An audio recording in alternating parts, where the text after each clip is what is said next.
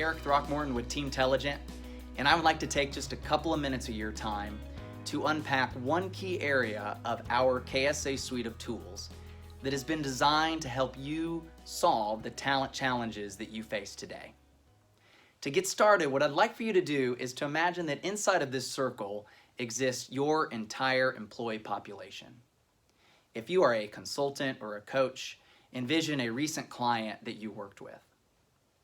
In 2011, Kaiser and Craig published research that stated simply, in any organization of any size, there are three distinct work worlds that employees experience that demands different roles be lived out, different behaviors be exhibited to drive effectiveness.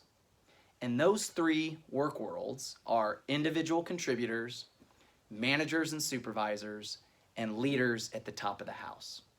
Said simply, the roles and practices, the behaviors that you must live out to be effective and successful at these levels are unique and different. Think for a second about an individual contributor that you may have encountered in the past that was a high performer, that was promoted to a manager or supervisor position and then failed. You can also likely think of the same experience that happened with a manager or supervisor that was promoted to a leadership position and they failed.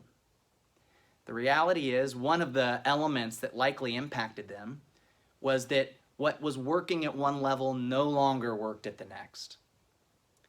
As another added element to think about the fact that leaders are responsible to stakeholders. They have to communicate to stakeholders. This could be board of directors or shareholders, right, on a continual basis. And communicating with stakeholders is very different than if you're a manager or supervisor and you are accountable for the relationship that you own with vendors. That is a unique and distinct interaction and a management position that you have to take when managing vendors. And lastly, that is also different than if you're an individual contributor and you are tasked with communicating and building a relationship with customers.